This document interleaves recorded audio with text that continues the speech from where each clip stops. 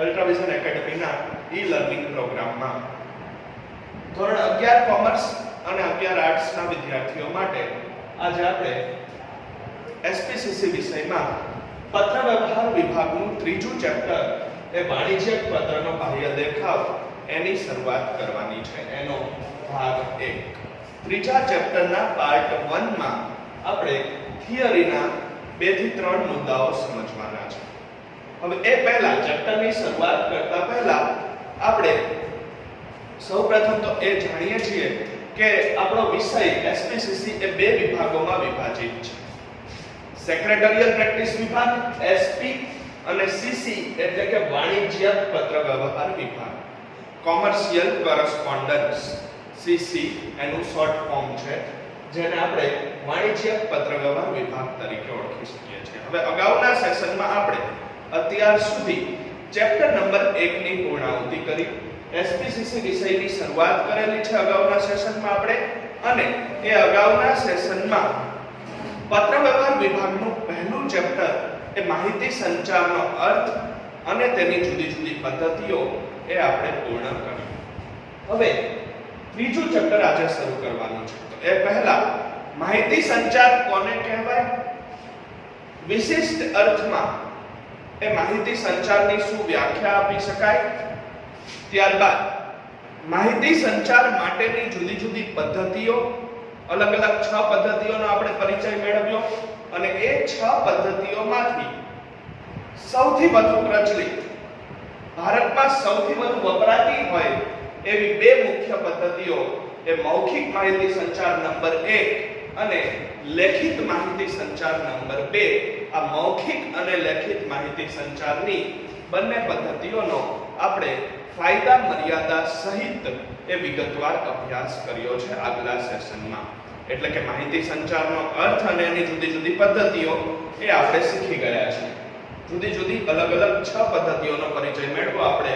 મૌખિક માહિતી સંચાર, લેખિત માહિતી સંચાર, દ્રશ્ય માહિતી સંચાર, શ્રાવ્ય માહિતી સંચાર, દ્રશ્ય શ્રાવ્ય બંને મિક્સ, દ્રશ્ય શ્રાવ્ય બંને ભેગું એ 5મો પ્રકાર, અને છઠ્ઠો આપણે શીખા એ મૌન માહિતી સંચારનો પ્રકાર. આ 6 પદ્ધતિ અને એના વિવિધ જુદા જુદા માધ્યમો પણ આપણે ભણી ગયા. હવે એ 6 માંથી સૌથી વધુ પ્રચલિત, ભારતમાં સૌથી વધુ વપરાતી હોય, ભારતના ધંધાકીય એકમોમાં જેનું ચલણ હોય સૌથી વધુ, એવી 2 મુખ્ય પદ્ધતિઓ પણ આપણે ભણ્યા કે મૌખિક માહિતી સંચાર એટલે કે ઓરલ કોમ્યુનિકેશન અને લેખિત માહિતી સંચાર એટલે કે રિટન કોમ્યુનિકેશન. એ આપણે બંને વિશે ફાયદા મર્યાદા સહિત એનો અર્થ અને એના માધ્યમો સહિત વિગતવાર પરિચય મેળવ્યો છે. હવે એ જ ચેપ્ટરમાં આપણે વાણિજ્યક માહિતી સંચાર કોને કહેવાય, એ વાણિજ્યક માહિતી સંચાર વિશે પણ એનો પરિચય અને એનું ઉદાહરણ ભણી ગયા કે વેપાર ધંધાના હેતુસર કોઈ પણ માહિતીની આપ-લે થતી હોય તો એને વાણિજ્યક માહિતી સંચાર કહેવામાં આવે છે. વેપાર વિષયક માહિતીની લેવડ-દેવડ, વેપાર વિષયક માહિતીની આપ-લે, વેપાર વિષયક માહિતીનું આદાન-પ્રદાન એને આપણે વાણિજ્યક માહિતી સંચાર તરીકે ઓળખી શકીએ છીએ. તો વાણિજ્યક માહિતી સંચાર વિશે પણ આપણે પરિચય મેળવ્યો. હવે અહીંયા આપણે ભણવાનું છે વાણિજ્યક પત્રનો બાહ્ય દેખાવ. એના વિશેનું 6 મુદ્દાનું ચેપ્ટર નંબર 3 છે કે જેમાં આપણે થિયરીની અંદર 6 પોઈન્ટમાં વાણિજ્યક પત્ર કઈ રીતે લખાય અને એ લખતી વખતે એના બાહ્ય દેખાવને આકર્ષક બનાવવા માટે કઈ કઈ 6 બાબતોનું ધ્યાન રાખવાનું છે, કઈ કઈ 6 બાબતોની કાળજી રાખવાની છે, એના વિશે 6 થિયરીના પોઈન્ટ્સ આપણે આ ચેપ્ટરમાં ભણવાના છે. તો આપણે જોઈ ગયા અગાઉ કે લેખિત માહિતી સંચાર એ ભારત દેશની અંદર પ્રચલિત છે, સૌથી વધારે વપરાય છે. અને લેખિત માહિતી સંચારના જે કંઈ અલગ અલગ જુદા જુદા આપણે 10 માધ્યમો ભણ્યા હતા કે પત્રો, હોર્ડિંગ્સ, વર્તમાનપત્રો, સામાયિકો, હસ્તપ્રત, ત્યાર પછી આત્મકથા લેખન, ત્યાર પછી ઈમેલ, આવા જુદા જુદા અલગ અલગ આપણે 10 માધ્યમો વિશે ભણી ગયા. એમાંથી પણ એ 10 માંથી પણ સૌથી મહત્વનું અને સૌથી અગત્યનું માધ્યમ એ પત્ર વ્યવહાર છે. આધુનિક સમયમાં 21મી સદીના સમયગાળામાં ગમે તેટલા આધુનિક સાધનો અને માધ્યમો વિકસી ગયા હોવા છતાં પણ ઈમેલ, ઇન્ટરનેટ, ફેક્સ મશીન અને વિવિધ સોશિયલ મીડિયાની એપ્લિકેશનો આટલા બધા આધુનિક માધ્યમો વિકસી ગયા હોવા છતાં પણ પત્ર વ્યવહારે પોતાનું મહત્વ જાળવી રાખ્યું છે. ખાસ કરીને ભારતના ધંધાકીય એકમોની અંદર, ભારતની ધંધાકીય પેઢીઓ કે કંપનીઓની અંદર આજે પણ વેપાર વિષયક માહિતીની આપ-લે એટલે કે વાણિજ્યક માહિતી સંચાર એ પત્રો દ્વારા થતો જોવા મળે છે. મોટે ભાગે આજે પણ ધંધાની કોઈ પણ બાબત માટે એ પત્રો લખવામાં આવે છે અને પત્ર વ્યવહારના માધ્યમથી જ માહિતીનું આદાન પ્રદાન આગળ વધારવામાં આવે છે. ભારતના વેપાર ધંધાના વિકાસમાં, ભારતના વેપાર અને વાણિજ્ય ક્ષેત્રની અંદર, ભારતના ઔદ્યોગિક ક્ષેત્રની સફળતા પાછળ એ પત્ર વ્યવહારનો ખૂબ જ અગત્યનો અને મહત્વનો ફાળો છે. જો પત્ર વ્યવહારનું માધ્યમ અસ્તિત્વમાં ન હોય તો ભારતના ધંધા ઉપર એની વિપરીત અસર પડે છે, ધંધાકીય ક્ષેત્ર ઉપર, ઔદ્યોગિક ક્ષેત્ર ઉપર. એક રીતે લખાતા વાણિજ્યક પત્રો એ ધંધાના પ્રચાર અને પ્રસારનું માધ્યમ પણ બને છે. એટલે કે ધંધા માટે અલગથી કોઈ એડવર્ટાઇઝમેન્ટ કે જાહેરાત કે વિજ્ઞાપન કરવાની રહેતી નથી. એક રીતે પત્રો લખાઈ અને એક પેઢીમાંથી કે એક કંપનીમાંથી કે એક એકમમાંથી અન્ય પેઢી કે અન્ય એકમ કે અન્ય કંપની તરફ જાય છે ત્યારે જ એ ધંધાના પ્રચાર અને પ્રસારનું માધ્યમ બને છે. એટલે કે એક રીતે ધંધાની જાહેરાતનું સાધન પણ બની રહે છે. આ ઉપરાંત વાણિજ્યક પત્રો એ સેલ્સમેનની ગરજ સારે છે. સેલ્સમેન એટલે કે વેચાણ પ્રતિનિધિ. જેમ કોઈ સેલ્સમેન કોઈ કંપનીનો કે કોઈ ધંધાકીય એકમનો કે કોઈ શોરૂમનો સેલ્સમેન રૂબરૂ આવી અને ગ્રાહકોને એની પ્રોડક્ટની માહિતી આપે છે, એ જ રીતે પત્રો પણ લખાણ દ્વારા એ ચીજવસ્તુ કે પ્રોડક્ટ્સની સંપૂર્ણ માહિતી પૂરી પાડે છે. સેલ્સમેનમાં ફરક એટલો છે કે એ ગ્રાહકને રૂબરૂ મળે છે. પત્રોમાં ફરક એ છે કે એમાં રૂબરૂ મિલન શક્ય બનતું નથી, પરંતુ પત્રોમાં એની એ જ માહિતી લખાણ દ્વારા, શબ્દો દ્વારા રજૂ કરવામાં આવે છે. તો લેખિત માહિતી સંચારનું એક અગત્યનું અને મહત્વનું માધ્યમ એ આજે પણ પત્ર વ્યવહાર છે ભારતની અંદર. આપણે જોયું કે ઘણા બધા આધુનિક માધ્યમો વિકસી ગયા, ઘણા બધા આધુનિક સાધનો વિકસી ગયા. 21મી સદીના સમયગાળામાં વિજ્ઞાન અને ટેકનોલોજીના યુગમાં ઈમેલ એ અત્યંત આધુનિક માધ્યમ, ઇલેક્ટ્રોનિક્સ મેઇલ એ સૌથી લેટેસ્ટ, સૌથી આધુનિક પદ્ધતિ છે માહિતીની આપ-લે માટે. અને પત્ર વ્યવહાર એ સૌથી જૂનું માધ્યમ, સૌથી પ્રચલિત માધ્યમ. એ સિવાય એની વચ્ચે તો ઘણા બધા છે: ફેક્સ મશીન, ઇન્ટરનેટ, કમ્પ્યુટર, હસ્તપ્રત, હોર્ડિંગ્સ, બેનર, ચોપાનિયા, ફરફરિયા, પુસ્તકો, સાહિત્ય, આત્મકથા વગેરે. પરંતુ આટલા બધા માધ્યમો અસ્તિત્વમાં હોવા છતાંય આજે પણ ભારતમાં પત્રનું મહત્વ અકબંધ છે. પત્ર વ્યવહારનું મહત્વ જળવાઈ રહ્યું છે. એનું કારણ કે પત્ર વ્યવહાર એ સરળ, સસ્તું માધ્યમ છે. સરળ, ગમે તે વ્યક્તિ ઉપયોગમાં લઈ શકે એવું, અને સસ્તું, આર્થિક દ્રષ્ટિએ વધુ ખર્ચ ન થાય, આર્થિક દ્રષ્ટિએ ધંધાકીય એકમ પર વધુ કોઈ બોજ ન પડે એવું માધ્યમ, સરળ અને સસ્તું માધ્યમ એ પત્ર વ્યવહાર છે. અને એમાંય આપણે તો વાત કરવાની છે વાણિજ્યક પત્ર વ્યવહાર.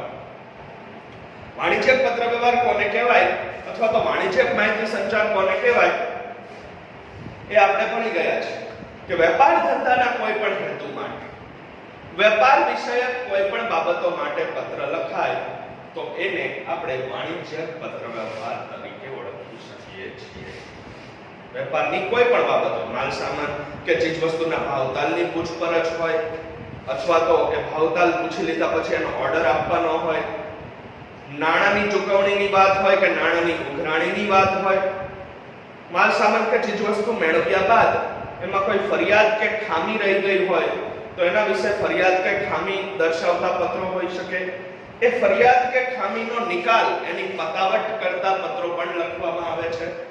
આવી રીતે બેંક સાથે, વીમા કંપની સાથે, આ ઉપરાંત ગ્રામ પંચાયત, નગરપાલિકા કે મહાનગરપાલિકા સાથે ટેલિફોન વિભાગ સાથે, આરોગ્ય વિભાગ સાથે કોઈ પણ બાબતની જાણકારીનું આદાન પ્રદાન કરવું હોય, કોઈ પણ બાબતની માહિતી પૂછપરછ કરવી હોય તો પણ પત્રો લખવામાં આવે છે અને આ તમામ પત્રો એ વાણિજ્યક પત્ર વ્યવહાર હેઠળ આવરી લેવામાં આવ્યા છે. બેંક સાથેના, વીમા કંપની સાથેના, ત્યાર પછી આ આપણે જોયું એ રીતે માલ સામાન કે ચીજ વસ્તુની સેવાના પૂછપરછના, એના ભાવતાલ અંગેની પૂછપરછ, એમાં કેટલું ડિસ્કાઉન્ટ મળશે એ વિશેની પૂછપરછ, આ ઉપરાંત એનો ઓર્ડર આપતા પત્રો, ઓર્ડર આપ્યો અને માલ સામાન કે ચીજ વસ્તુ મેળવી લીધા બાદ એની ફરિયાદ અને ફરિયાદના પતાવટના પત્રો, છેલ્લે જો ઉધાર વેચાણ થયું હોય, રોકડેથી વેચાણ ન થયું હોય, ઉધાર વેચાણ થયું હોય ક્રેડિટ ઉપર, સાખ ઉપર, સાખ એટલે કે પ્રતિષ્ઠા, તો પછી એ સાખનો સમયગાળો પૂરો થાય ત્યારે એના નાણાંની ઉઘરાણી કરતો પત્ર પણ લખવામાં આવે છે. આ બધા જ પત્રો કે જેમાં વેપાર ધંધાનો હેતુ સમાવિષ્ટ છે, વેપાર વિષયક બાબતોની પૂછપરછ છે, વેપાર વિષયક બાબતોનું લખાણ છે, એ તમામ પત્રોને વાણિજ્યક પત્રો કહેવામાં આવે છે. આપણે આપણા સગા સંબંધીઓને, મિત્રોને કે દૂર વિદેશમાં વસતા કુટુંબીજનોને જે પત્રો લખીને મોકલીએ છીએ, હાય, હેલો, કેમ છો, કેમ નહીં, એની અહીંયા વાત નથી. એ આપણો અંગત પત્ર વ્યવહાર છે. પરંતુ અહીંયા આપણે શીખવાનો છે વાણિજ્યક પત્ર વ્યવહાર. હવે વાણિજ્યક પત્ર લખાય કઈ રીતે, અંદરનો પત્ર કઈ રીતે લખાય, એ આપણે આના પછીના ચોથા ચેપ્ટરમાં શીખવાનું છે. અત્યારે આપણે જોવાનું છે વાણિજ્યક પત્રનો બાહ્ય દેખાવ કેવો હોવો જોઈએ, વાણિજ્યક પત્રનો ઉપરી દેખાવ, વાણિજ્યક પત્રનો બહારી દેખાવ કેવો હોવો જોઈએ, એના વિશેનું આપણું ચેપ્ટર નંબર 3 છે. 6 થિયરિકલ મુદ્દાનું ખૂબ જ નાનું, ટૂંકું અને સંક્ષિપ્ત ચેપ્ટર એની આપણે શરૂઆત કરી રહ્યા છીએ. સૌથી પહેલા પ્રસ્તાવના. પત્ર લખનારે પત્રનું આયોજન વ્યવસ્થિત રીતે કરેલું હોય પરંતુ તે પત્રનો બાહ્ય દેખાવ આકર્ષક ન હોય તો પત્ર મેળવનાર વ્યક્તિ તેને વાંચવાની તત્પરતા બતાવશે નહીં. પત્ર લખનાર વ્યક્તિએ ગમે એટલું ધ્યાન રાખ્યું, લખાણની અંદર ભાષા જોડણીની ભૂલ ન હોય, વિરામ ચિહ્નોની ભૂલ ન હોય, શબ્દો અને વાક્ય રચના યોગ્ય રીતે વાપરેલી હોય, માહિતીને અનુરૂપ ભાષા અને માહિતીને અનુરૂપ શબ્દો દ્વારા એ પત્રની સંરચના થઈ હોય, અંદરનું લખાણ ગમે તેટલું વ્યવસ્થિત હોય, પત્ર લખનારે ગમે તેટલું ધ્યાન રાખ્યું હોય, ગમે તેટલી કાળજી રાખી હોય, પરંતુ એ અંદરના લખાણની વાત પછી આવે છે. પ્રથમ તો એ પત્રનો બાહ્ય દેખાવ નજરે ચડે છે. એક વ્યક્તિ કે એક પેઢી બીજી વ્યક્તિ કે બીજી પેઢીને જ્યારે પત્ર લખીને મોકલે છે ત્યારે લખનારે અંદર ગમે તેટલું વ્યવસ્થિત લખાણ લખ્યું હોય કે ગમે તેટલી કાળજી રાખી હોય, સામે પક્ષે સામેના વ્યક્તિને પત્ર જ્યારે મળે ત્યારે એને અંદરનું લખાણ તો પછી નજરે ચડવાનું છે. અંદરનું લખાણ તો જ્યારે પત્ર ખોલી, કવર ખોલીને વાંચશે ત્યારે ખબર પડશે કે અંદર શું છે. માલ સામાનની પૂછપરછ છે કે ભાવતાલની પૂછપરછ છે કે નાણાંની ઉઘરાણી વિશે છે કે ફરિયાદ વિશે છે, પછીની વાત છે. પણ પહેલા તો એની સમક્ષ પત્રનો બહારી દેખાવ નજરે ચડે છે. અહીંયા કહેવાનું તાત્પર્ય એ થાય છે કે બહારી દેખાવ આકર્ષક હોવો જોઈએ, બહારી દેખાવ સુંદર હોવો જોઈએ, બહારી દેખાવ આકર્ષક હશે તો જ વાંચનારના મન ઉપર એની ધારી અસર ઉપજાવી શકશે. એટલે કે અંદરનું લખાણ ગમે તેટલું વ્યવસ્થિત હોય, અંદરના પત્રનું લખાણનું આયોજન ગમે તેટલું વ્યવસ્થિત રીતે કરેલું હોય, પરંતુ તે પત્રનો બહારી દેખાવ, તે પત્રનો ઉપરી દેખાવ જો આકર્ષક નહીં હોય, ઉપરી દેખાવ એ ખેંચી શકે, ધ્યાન ખેંચી શકે તેવો નહીં હોય તો વાંચનાર વ્યક્તિ એ પત્રને વાંચવાની ઈચ્છા કે તત્પરતા બતાવશે નહીં. એને વાંચવાનું મન થશે જ નહીં, એ વાંચવાની ઈચ્છા કે તત્પરતા દર્શાવી શકશે નહીં. અને તેમાં પણ જો આ પત્ર વાણિજ્યક પત્ર હોય તો આ બાબતની વેપાર ધંધા ઉપર વિપરીત અસર પડે છે. એટલે કે વાણિજ્યક પત્રની સફળતાનો આધાર તેના બાહ્ય દેખાવ પર રહેલો છે. કારણ કે મુખ્ય પત્ર તો પછીથી હાથમાં આવે છે, પણ પહેલા તો તેનો બાહ્ય દેખાવ જ નજરે ચડે છે. અને એમાંય જો આ પત્ર વાણિજ્યક પત્ર હોય, સાદો પત્ર હોય પછી વાંચે કે વાંચવાની તત્પરતા ન દર્શાવે તો કોઈ કારણ નથી ચિંતા, તો બહુ કઈ ફેર પડતો નથી. પણ એમાંય જો આવો પત્ર લખેલો મોકલેલો એ જો વાણિજ્યક પત્ર હોય, એટલે કે વેપાર ધંધાની બાબતો માટેનો હોય, વેપાર વિષયક બાબતો માટેનો હોય, અને એ વાંચવાની તત્પરતા ન દર્શાવે સામો પક્ષકાર, તો એની વેપાર ધંધા અને વાણિજ્ય ઉપર ખૂબ જ વિપરીત, ગંભીર, માઠી અને નકારાત્મક અસર પડે છે. કારણ કે કોઈ પણ વાણિજ્યક પત્ર લખાયા પછી એ સફળ રહેશે કે નિષ્ફળ રહેશે, એની સફળતા અને નિષ્ફળતાનો આધાર એ પત્રના બાહરી દેખાવ પર રહેલો છે, એ પત્રના ઉપરી દેખાવ પર રહેલો છે. કારણ કે સામા પક્ષકારને, વાંચનારને, જેને પત્ર મળ્યો છે એ મેળવનારને મુખ્ય અંદરનો પત્ર તો પછીથી હાથમાં આવે છે, અંદરનો પત્ર તો પછીથી એને નજરે ચડે, પણ પહેલા તો એનો બાહરી દેખાવ, પહેલા તો એનો ઉપરી દેખાવ એટલે કે પત્ર જેમાં મોકલો છે એ કવર એ પહેલા એની નજર સમક્ષ આવે છે અને એ બાહરી દેખાવ ઉપર જ પત્રની સફળતા કે નિષ્ફળતાનો આધાર રહેલો છે. તો વાણિજ્યક પત્રના બાહ્ય દેખાવને આકર્ષક બનાવવા માટે આપણે 6 બાબતોનું ધ્યાન રાખવાનું છે, 6 અલગ અલગ બાબતોની કાળજી લેવાની છે. આ બાબતોની કાળજી લેવાથી વાણિજ્યક પત્રનો બાહ્ય દેખાવ સુંદર, આકર્ષક અને વાંચનારનું ધ્યાન ખેંચી શકે તેવો બને છે. કઈ કઈ 6 બાબતો છે જુઓ અહીંયા. વાણિજ્યક પત્રના બાહ્ય દેખાવને આકર્ષક બનાવવા માટે ધ્યાનમાં રાખવાની બાબતો 6 બાબતોનો પછી આપણે વિગતવાર પરિચય પણ મેળવવાનો છે. પહેલા ક્રમ અનુસાર 6 બાબતોના મુદ્દા યાદ રાખીએ. પહેલું છે કાગળની પસંદગી યોગ્ય હોવી જોઈએ. એ કાગળ પરનું ટાઈપિંગ સુવાચ્ય હોવું જોઈએ. સુવાચ્ય એટલે સારી રીતે વાંચી શકાય તેવું. હાંસિયો યોગ્ય છોડેલો હોવો જોઈએ, બંને બાજુ ડાબી અને જમણી સાઈડ. ત્યાર પછી એ કાગળની ગડી કે સળ એ યોગ્ય રીતે પાડેલી હોવી જોઈએ, એટલે કે એના પર વધુ પડતા ગડી કે સળ ન હોવા જોઈએ. કે પત્રને વધુ વાળવાનો નથી, અને ફોલ્ડ કરવામાં પણ ધ્યાન રાખવાનું છે. ત્યાર પછી પરબીડિયું યોગ્ય પસંદ કરવું જોઈએ. પરબીડિયું એટલે કે કવર, એન્વલપ, પત્ર જેમાં મૂકીને મોકલવાનો છે એ સાધન, એ પરબીડિયું યોગ્ય રીતે પસંદ થયેલું હોવું જોઈએ. અને છેલ્લી બાબત છે પરબીડિયા પરનું લખાણ.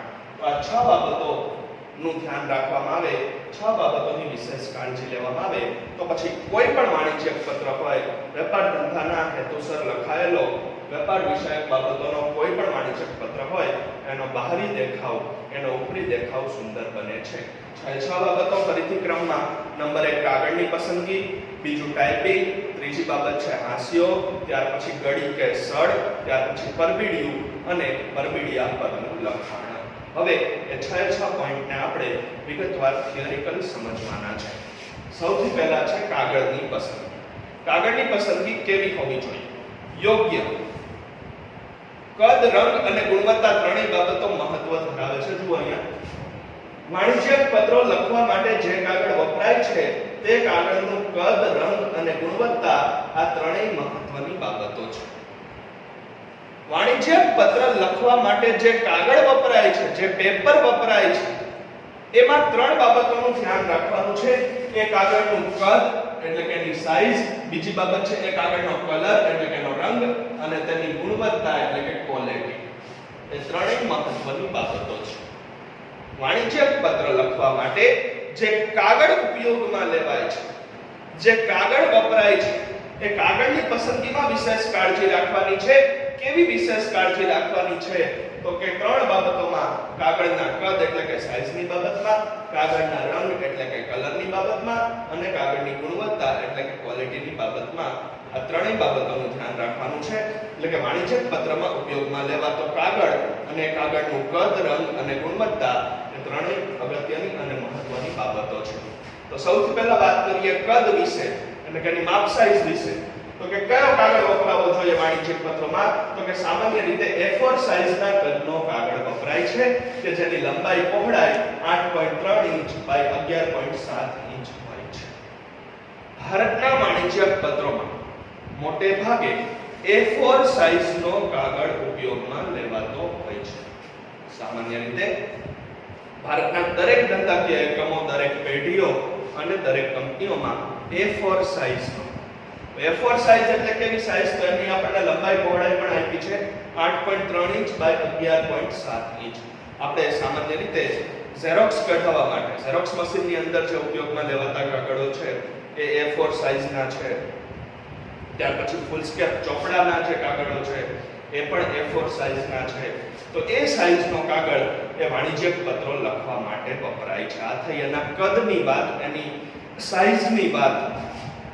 A4 સાઈઝનો કાગળ વાપરવાનો છે અને કેવો તો કે એની લંબાઈ પહોળાઈ આ જે પ્રિસ્ક્રાઇબ માપ આપ્યું છે પૂર્વ નિર્ધારિત એટલી હોવી જોઈએ 8.3 ઇંચ બાય 11.7 ઇંચ અને ભારતમાં એ જ વપરાય છે મોટે ભાગે સામાન્ય રીતે. કમ્પ્યુટર પ્રિન્ટિંગ માટે પણ આ જ કાગળ વપરાય છે.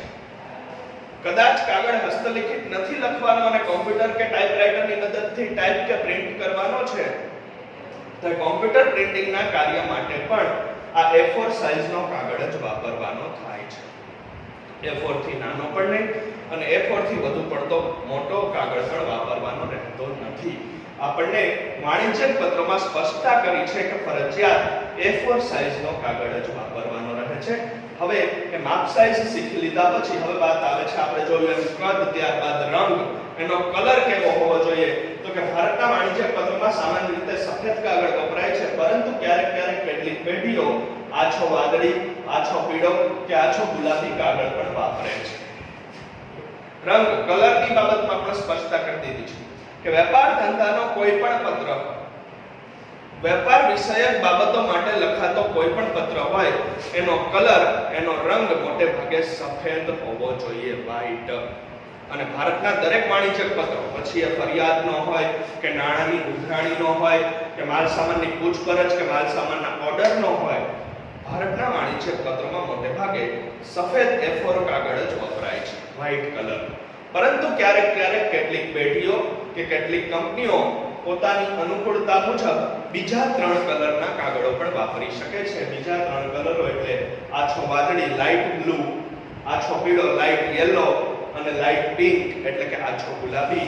આ 3 કલરના કાગળો વાપરવાની છૂટછાટ છે ભારતના વાણિજ્ય કાયદા મુજબ. મોટે ભાગે તો સામાન્ય રીતે વ્હાઈટ જ હોવો જોઈએ અને એ જ હોય છે ને એ જ વપરાય છે.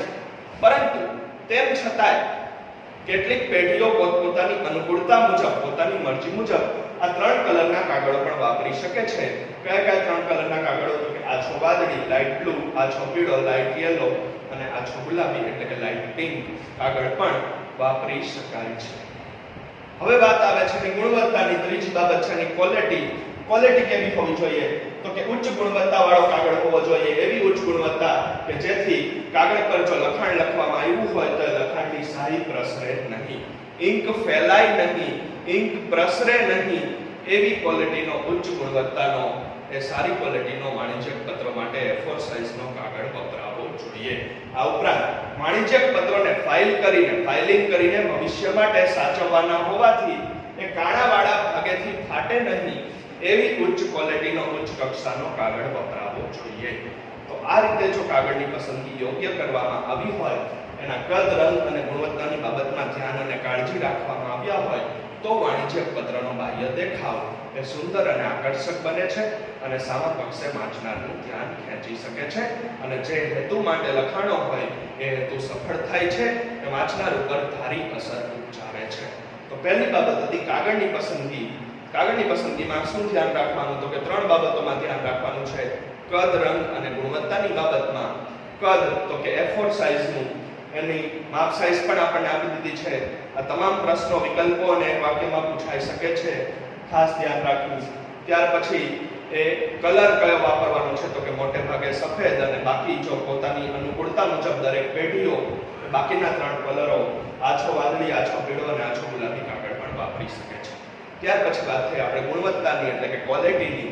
તો એમાં પણ એ ઉચ્ચ ક્વોલિટી, ઉચ્ચ કક્ષાના કાગળો વપરાવા જોઈએ. સરળતાથી ફાટે નહીં, જલ્દીથી ફાટે નહીં, કાણાવાળા ભાગેથી ફાઇલ કર્યા હોય તો ત્યાંથી ફાટે નહીં, લખાણ લખ્યું હોય પેનથી કે ઇંક પેનથી તો એની શાહી પ્રસરે નહીં, એવા એ ઇંક ન પ્રસરે એવા ઉચ્ચ કક્ષાના, ઉચ્ચ ક્વોલિટીના કાગળો એ વાણિજ્યક પત્ર લેખન માટે વપરાવા જોઈએ. આ પહેલી બાબત છે કે જેનાથી એ બાહ્ય દેખાવ સુંદર અને આકર્ષક બને છે. ત્યાર પછી બીજી બાબતનું ધ્યાન રાખવાનું છે ટાઈપિંગ. હવે કાગળ યોગ્ય પસંદ કરી લીધા પછી જેટલી કાળજી આપણે કાગળની પસંદગીમાં રાખી છે એટલી જ કાળજી એ કાગળ ઉપર ટાઈપિંગ કરવામાં કે કાગળ ઉપર લખાણ લખવામાં રાખવાની છે. સમાન મહત્વ. જેટલી કાળજી, જેટલું ધ્યાન એ કાગળના કદ, રંગ અને ગુણવત્તાની બાબતમાં રાખ્યું, એ કાગળ યોગ્ય પસંદ કરી લીધા પછી એટલી જ કાળજી અને એટલું જ ધ્યાન એ કાગળ ઉપર ટાઈપ કરવામાં કે લખાણ લખવામાં પણ રાખવાનું છે. વર્તમાન સમયમાં વાણિજ્યિક પત્ર વ્યવહાર હસ્તલિખિત થતો નથી, પરંતુ કોમ્પ્યુટર પ્રિન્ટરની મદદથી પ્રિન્ટ કરેલા કે ટાઈપ કરેલા પત્રો પણ હોય છે. હાલના સમયમાં આધુનિક યુગમાં 21મી સદીના સમયગાળામાં કમ્પ્યુટર અને ઇન્ટરનેટના જમાનામાં હવે મોટે ભાગે કોઈ પણ ધંધાકીય એકમ કે પેઢી કે કંપની એ હસ્તલિખિત પત્રો મોકલતી નથી. એ હાથેથી લખેલા પત્રો ઉપયોગમાં લેવાતા નથી, પરંતુ હવે દરેક વાણિજ્યિક પત્ર એ મોટે ભાગે ટાઈપરાઈટરની મદદથી ટાઈપ કરેલો અથવા તો કોમ્પ્યુટર પ્રિન્ટરની મદદથી પ્રિન્ટ કરેલો હોય છે. તો એવા ટાઈપિંગમાં ટાઈપિંગ સુવાચ્ય હોવું જોઈએ. એ કાગળ ઉપર ટાઈપ કર્યું હોય કે પ્રિન્ટ કાઢી હોય કે હાથથી લખ્યું હોય, મોટે ભાગે આપણે જોયું કે ટાઈપ કરેલા કે પ્રિન્ટ કાઢેલા હોય છે, તો એ ટાઈપિંગ એ લખાણ સુવાચ્ય હોવું જોઈએ. સારી રીતે વાંચી શકાય, સારી રીતે ઉકલી શકે, સારી રીતે સામા પક્ષકારને દેખાઈ શકે એવું સુવાચ્ય ટાઈપિંગ હોવું જોઈએ. કારણ કે સુવાચ્ય ટાઈપિંગ એ પત્રને એક પ્રકારની આકર્ષક ભવ્યતા પૂરી પાડે છે. જો સુવાચ્ય હશે, સારી રીતે વાંચી શકાય તેમ હશે ટાઈપિંગ, તો એનાથી પત્ર સુંદર દેખાય છે, પત્રને એક પ્રકારની ભવ્યતા પૂરી પાડવામાં આવે છે. અને ટાઈપિંગ તો જ આકર્ષક બને, તો જ ભવ્ય બને જો ટાઈપિંગમાં બે લાઈનો વચ્ચે અનુકૂળતા મુજબ જગ્યા છોડવામાં આવેલી હોય, તો જ વાણિજ્યિક પત્રનો બાહ્ય દેખાવ આકર્ષક અને સુંદર બને છે. એ ટાઈપિંગને સુવાચ્ય બનાવવા માટે, ટાઈપિંગને સુંદર બનાવવા માટે એ ટાઈપિંગની અંદર બે લીટી વચ્ચે કે બે લાઈનો વચ્ચે અનુકૂળતા મુજબ યોગ્ય પ્રમાણમાં જગ્યા મૂકવામાં આવી હોય, જગ્યા છોડવામાં આવી હોય, તો જ એ ટાઈપિંગ સુવાચ્ય બને છે. અને સુવાચ્ય ટાઈપિંગથી જ પત્ર આકર્ષક બને છે અને પત્રનો બહારી દેખાવ એ સુંદર બને છે, વાંચનારનું ધ્યાન ખેંચી શકાય તેવું બને છે. હવે પછીની ચાર બાબતો છે હાસ્યો, ગડી કે સળ, પરબીડિયું અને પરબીડિયા પરનું લખાણ. એનો અભ્યાસ આપણે નેક્સ્ટ સેશનમાં કરવાનો રહેશે.